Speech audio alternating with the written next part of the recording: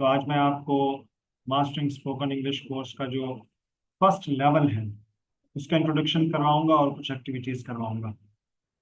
आप जो कुछ सीखेंगे उसको समराइज किया जाए तो 17 ग्रामेटिकल स्ट्रक्चर सीखेंगे आप, जिसमें इंक्लूड है to be structure, present continuous, simple present, future tense and past tense.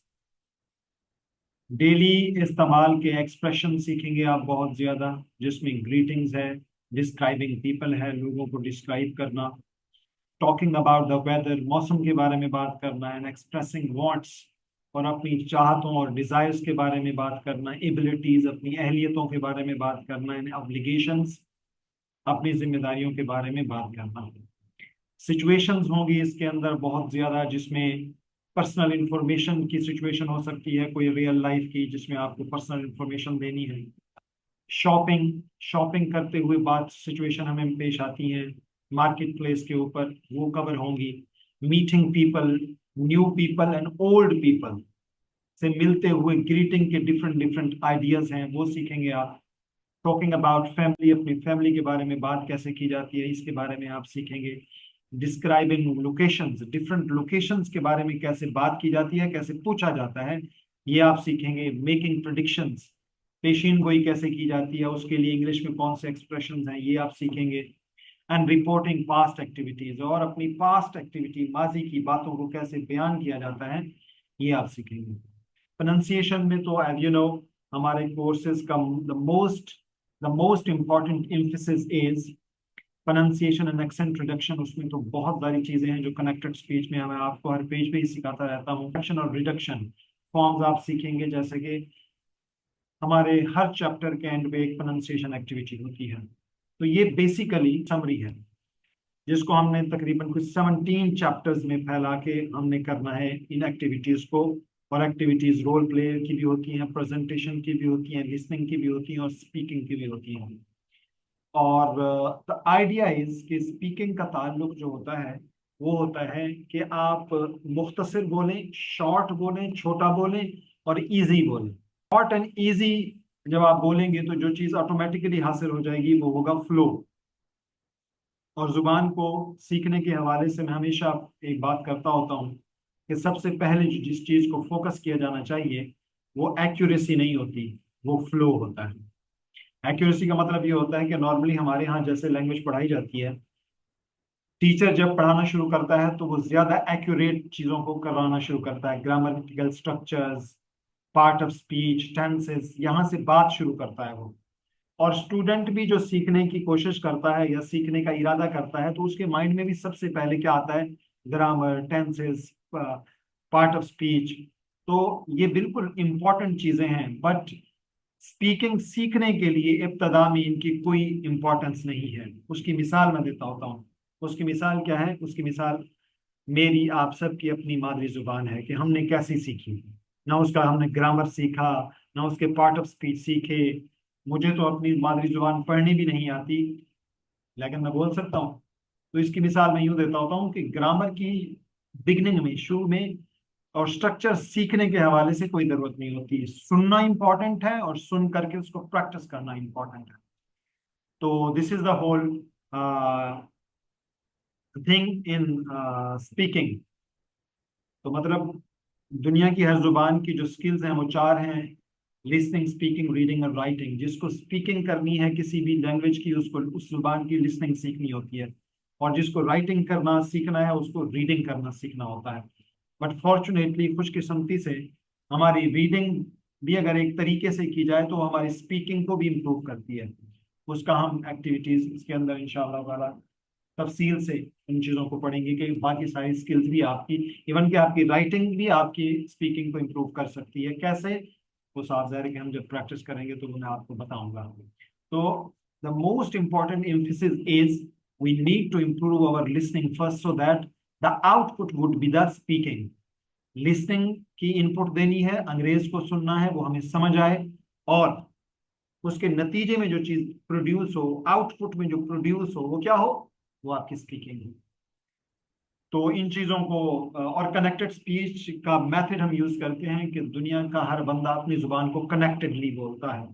Connected speech के जो 5 एस्पेक्ट हैं उनको हम फॉलो करवाते हुए ये बताते हैं कि अंग्रेज को सुनते हुए क्या मसाइल आते हैं, अंग्रेज हमें क्यों लगता है कि मुश्किल बोलता है और तेज बोलता है, जबकि ना ही वो मुश्किल बोल रहा होता है ना ही तेज बोल रहा होता है, बल्कि वो कनेक्ट करके बोल रहा होता है। जिसकी मिसाल मैं देता रहता हूँ, hand bag becomes ham bag when a native speaks.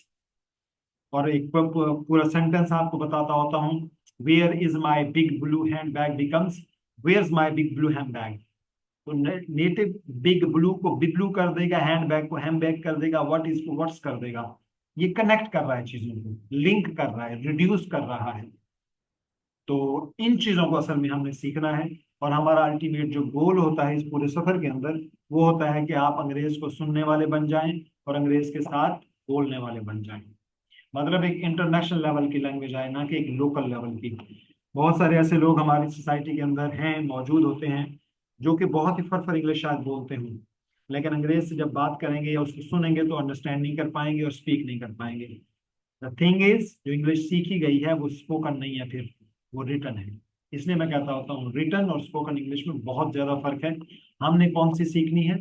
हमने सीखनी है स्पीक की हुई। स्पोकन जो लैंग्वेज है वो हमारे कोर्सेज में एम्फेसिस ये होता है। तो this is all about introduction of the level 1। और यहाँ से चैप्टर 1 है, यहाँ से हम शुरू करेंगे। यहाँ तक मैं चाहता हूँ कि अगर कोई क्वेश्चन हो आपके माइंड में, कोई चीज आप कहना चाहें तो most welcome, otherwise we need to start our chapter. जी। जी सर, मेरा एक सवाल है। जी। अ, ये जो आप कहते हैं, ये जो कनेक्टेड करते हैं और उसके अंदर जो है ना कुछ वर्ड्स होते हैं, उन्हें मतलब कि वो छोड़ देते हैं।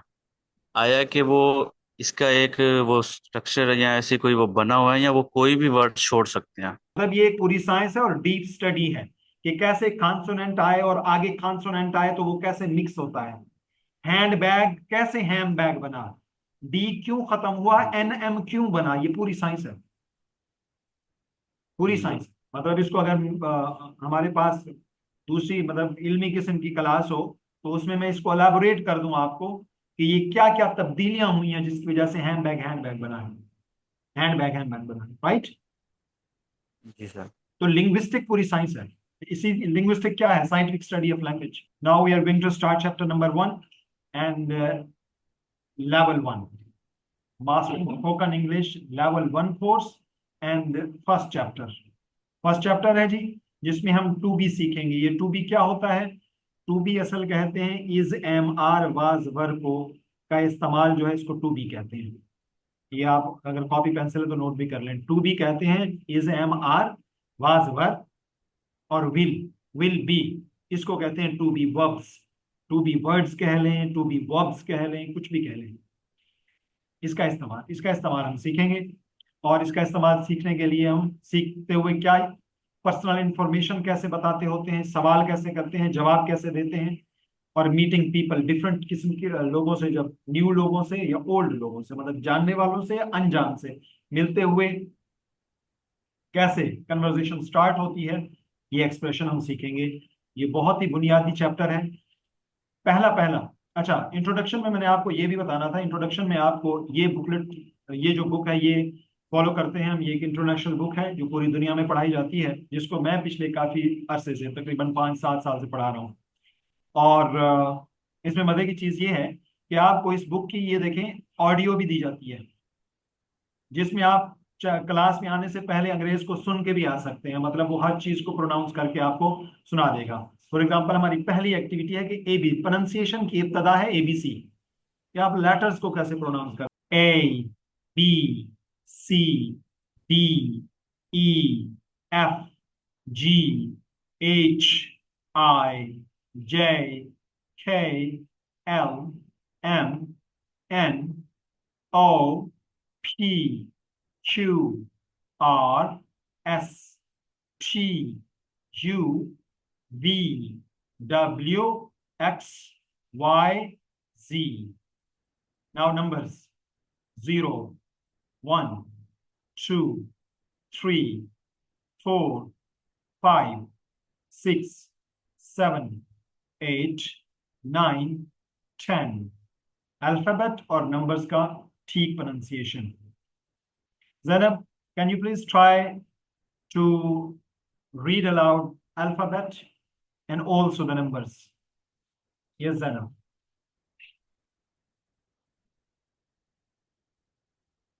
Can you please unmute yourself, Zainab? Yes. Yeah. A, B, C, D, E, F, G, H, I, J, K, L, M, N, O, P, Q, R, S, T, U, V, W, X, Y, Z. 0, 1, 2, 3, 4, 5, 6, 7, 8, 9, 10.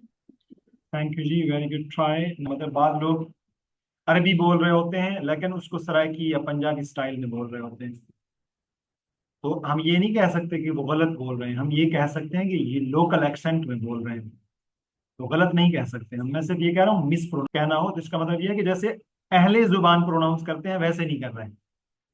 तो 4 sounds हैं, इनको note कर लीजिए, खा, फा, ठा and छा sound. C H मिलके छा साउंड बनाता है, जैसे चाइना है, चॉकलेट है, तो इसको चॉकलेट या चाइना नहीं पढ़ना आज के बाद। इस तरीके से आगे चलते हैं। आप देखें जी, ये सिंपल से क्वेश्चन है और सिंपल से आंसर्स हैं, बट इसमें अहम तरीन चीजें जो सीखने के लायक हैं वो क्या हैं? वो हैं ये चीजें। मतलब व्हाट इज को आपने व्हाट इज को व्हाट्स प्रोनाउंस करना है, व्हाट इज को कंट्रैक्ट कर देना है। अगर नंबर्स को प्रोनाउंस करना है, सिक्योरिटी कोड बनाने बताने के लिए, मोबाइल नंबर बताने के लिए, लाइसेंस नंबर बताने के लिए, स्ट्रीट नंबर बताने के लिए, तो उसको टू 235 235 नहीं कहेंगे हम, 235 कहेंगे। इसी तरीके से ये देखें, अगर फोन नंबर बताना है तो जहां जीरो आ जाएगा उसको जीरो प्रोनाउंस नहीं करेंगे, हम उसको ओ प्रोनाउंस करेंगे। जब नंबर्स में ओ आ जाएगा ना, फोन नंबर बताते हुए, लाइसेंस नंबर बताते हुए, स्ट्रीट नंबर बताते हुए, तो अंग्रेज उसको जीरो नहीं कहता, उसको ओ कहता है। जैसे ये देखें, 7741896, ये नंबर्स में भी ये देखें, वर्ड्स में भी लिखा हुआ है यहाँ 8906। तो इन चीजों को इस्तेमाल करते हुए हमने, मैं ये आपको पहले पढ़ के सुना देता हूँ, फिर हम आपका क्वेश्चन आंसर कर लेंगे पेयर एक्टिविटी में। ये देखें जी, what's your name, what's your name, my name's Maria. Name इसको भी मैंने कंट्रैक्ट कर दिया, नेम्स, माई नेम्स मारिया। ये है एड्रेस, एड्रेस नहीं है ये, एड्रेस है। एड्रेस का मतलब पता, ओके, पता। और दूसरा आता है एड्रेस, स्ट्रेस दूसरे पार्ट पे है। एड्रेस इसका मतलब होता है बयान करना, वो खिताब करना, ठीक है जी। तो इसको एड्रेस प्रोनाउंस करना है। What's your address, my address is, देखिए एड्रेस और इज को मैंने कंट्रैक्ट कर दिया, address is, my address is 235 main street. What's your phone number, my phone number's 7418906। अब नंबर इसको भी मैंने कंट्रैक्ट कर दिया, number's. Where are you from, where are, where are becomes where are, where are you from, आप कहां से हो? I am from Mexico City, from, देखिए फ्रॉम को मैंने रिड्यूस कर दिया, फ्रॉम नहीं कहा, ठीक है जी। ये जो होते हैं ना, इंटरजेक्शंस होती हैं, कंट्रैक्शंस होती हैं और प्रपोजिशंस होती हैं, इनको अंग्रेज ज्यादा जोर नहीं देता, इसको वीक फॉर्म में प्रोनाउंस करता है। तो फ्राम को फ्रॉम, जैसे फार को हमने रिड्यूस करना सीखा था, फा, फा, इसीलिए from becomes from. Where are you from, from, I am from Mexico City, I am from Mexico City. एक मतलब मैं आपसे सुन लेता हूँ, फिर क्वेश्चन आंसर पेयर एक्टिविटी कर लेते हैं। The next name is Zainab. What's your name? What's your name? My name is Maria. What? What's your address? My address is 235 Main Street. What's your phone number? My phone number is 7418906. Where are you from? I'm from Mexico City. Very nicely. Now we are going to do pair activity. Pair activity, the first two names are Zainab and Nafis. Zainab, you can ask questions. Nafis will answer. What's your name? My name is Nafis. What's your address? 25 Officer Colony, Boston Road. Okay. What's your phone number? My phone number is 65204105. आपने 0 use किया नफीस, O use करना है. Okay sir ये शुरू में भी है तब भी वही यूज करना है, अगर जी बिल्कुल, जहाँ भी अच्छा आए. दरमियान में शुरू में ओ यूज करना. या Where are you from? I'm from Multan. very nice. Now you ask question, Nafis, Zainab will answer. What's your name? My name is Zainab. What's your address? My address is 235. What's your phone number? My phone number is 7418906. Where are you from? I'm from Kanpur. Very nicely, good activity. The next two names, Hamna and Mr. Giba.